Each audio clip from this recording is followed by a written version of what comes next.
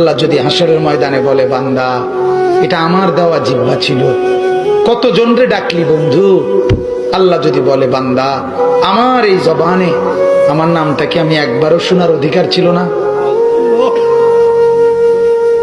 আমার এই কপালটায় আজকের সারাদিনে আমি একটা সেজদাও পাওনা ছিলাম না?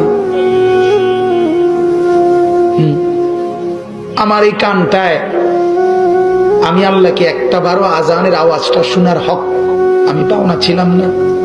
কি বলবি যুবক? হ্যাঁ মুসলমান, কি বলবো? বলো না বাপ, কি বলবো?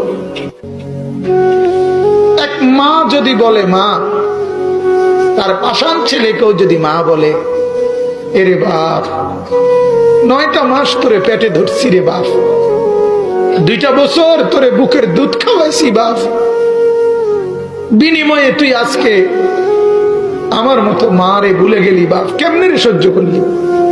এই কথা বললে যত বড় পাষাণ ছেলেই হোক, সেও তো কিছুক্ষণের জন্য মাথাটা নোয়াই লাগবে।